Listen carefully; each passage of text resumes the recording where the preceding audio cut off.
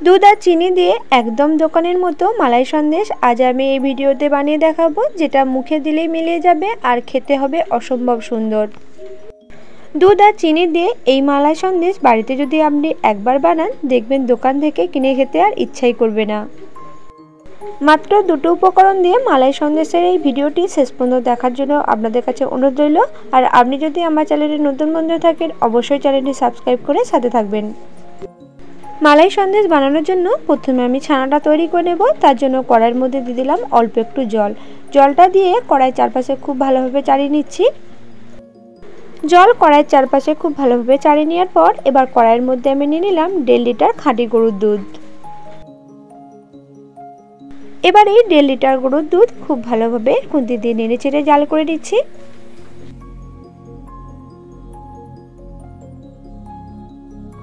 দুধ খুব ভালোভাবে জাল করে নিয়েছি। দেখুন দুধ ফুটতে শুরু করেছে। এবার এই দুধটাকে আরও 2 মিনিট মতো আমি জাল করে নিচ্ছি।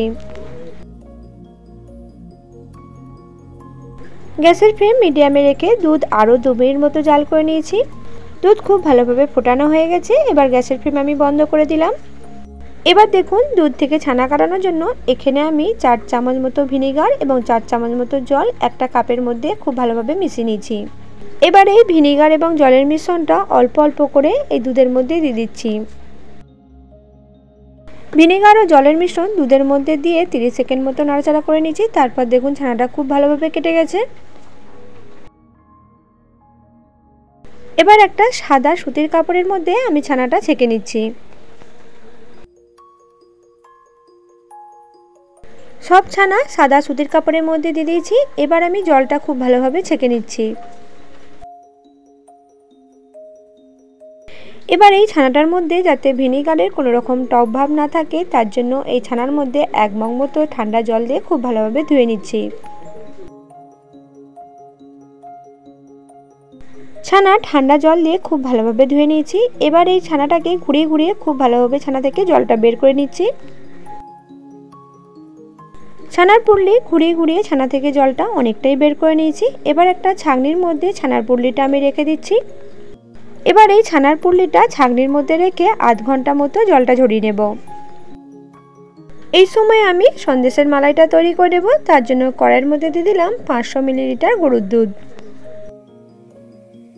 এবার এই দুধটাকে হালকা কুসুম গরম করে নেব।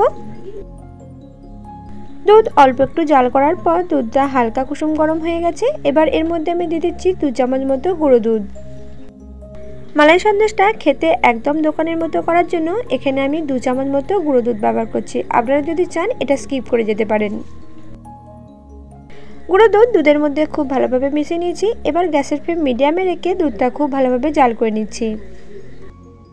দুধ খুব ভালোভাবে জাল করে নিয়েছি। তারপর দেখুন দুধের উপরে মালাইটা পড়তে শুরু করেছে।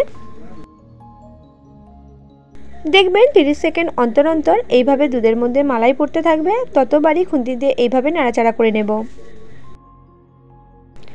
এবার আধ ঘন্টা মতো ছানাটা যে আমি জল ঝরতে রেখেছিলাম, এবার পুরলি খুলে এই ছানাটাকে খুব ভালোভাবে মেখে নিচ্ছি।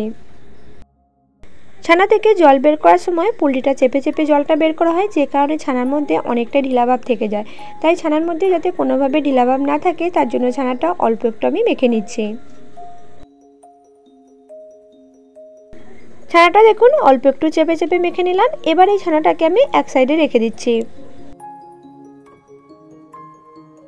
এই সময় দেখুন দুধটা ফুটে ফুটে অনেকটাই কমে গেছে। দুধটা হয়ে গেছে অনেকটাই গাঢ়।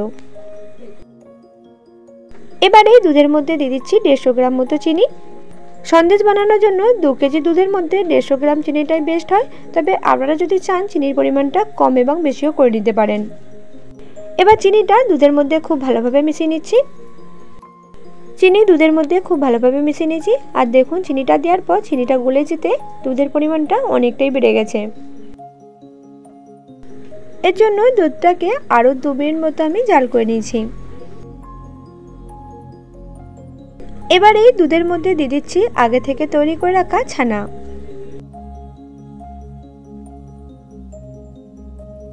ছানাটা দেওয়ার পর দুধের মালার মধ্যে খুব ভালোভাবে ছানাটা মিশিয়ে নিচ্ছি।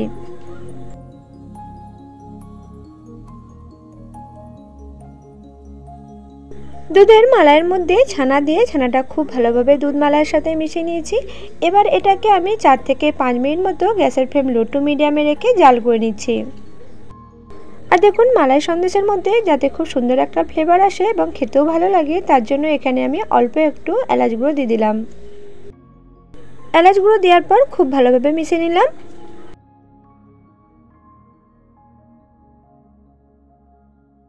পাঁচ মিনিট মতো কড়াইয়ের মধ্যে নাড়াচাড়া করে নিচ্ছি। তারপর দেখুন এটা থেকে অনেকটাই আগের তুলনায় জলটা শুকনো হয়ে গেছে। দেখুন অল্প একটু রসালো ভাব রয়েছে। এই সময় আমি গ্যাসের ফ্লেম বন্ধ করে এটাকে অল্প একটু ঠান্ডা করে নিয়েছিলাম। অল্প একটু ঠান্ডা করে নিয়ে এটাকে আমি মিক্সিতে 30 সেকেন্ড মতো মিক্স করে নিয়েছি, যেটা ক্যামেরার সমস্যার কারণে আমি আপনাদেরকে দেখাতে পারলাম না। ভিডিওর এই অংশটা স্কিপ হয়ে গেছে। এবার দেখুন এই মালাই সন্দেশটা সেট করার জন্য একটা চৌকো বাক্সের মধ্যে একটা বেকিং পেপার আমি কেটে আগে থেকে রেখে দিয়েছি। চৌকো বাক্সের মধ্যে এই বেকিং পেপারটা দেওয়ার জন্য মিষ্টিটা তুলতে অনেকটাই সুবিধা হয়। চৌকো বাক্সের মধ্যে মিষ্টির পাকটা দেওয়ার পর এই মিক্সির পাকটা খুব ভালোভাবে সমান করে চাড়িয়ে নিচ্ছি। মিষ্টির পাকটা খুব ভালোভাবে চাড়িয়ে নিয়ে দেখুন সমান লেভেল করে নিয়েছি। এবার এই মালাই সন্দেশটা 1 ঘন্টা মতো খুব ভালোভাবে ঠান্ডা করে নেব। 1 ঘন্টা মতো মালাই সন্দেশটা আমি ঠান্ডা করে নিয়েছি। তারপর দেখুন এই বেকিং পেপারটা দেওয়ার জন্যই মালাই সন্দেশটা খুব তাড়াতাড়ি চৌকো বাক্স থেকে বের করে নিলাম। এবার এই মালাই সন্দেশটাকে আমি চৌকো চৌকো করে কেটে নিচ্ছি।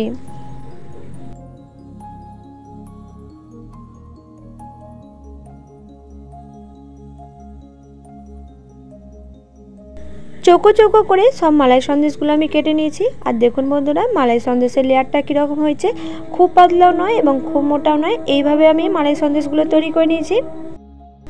এবার এই মালাই সন্দেশগুলো দেখুন একটা পাত্রের মধ্যে আমি রেখে দিয়েছি।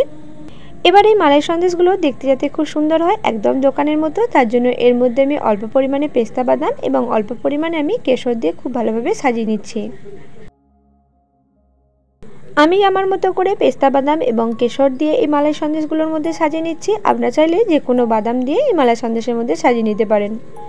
দেখুন বন্ধুরা মালাই সন্দেশের মধ্যে অল্প পরিমাণে পেস্তা বাদাম কুচি এবং কেশর দিয়ে খুব সুন্দরভাবে সাজিয়ে নিয়েছি। আর দেখতে কতটা সুন্দর লাগছে এই মালাই সন্দেশগুলো। এই দীপাবলিতে এইভাবে একবার মালাই সন্দেশ বানিয়ে দেখুন। কথা দিচ্ছি বন্ধুরা খেতে একদম দোকানের স্বাদকেও হার মানাবে।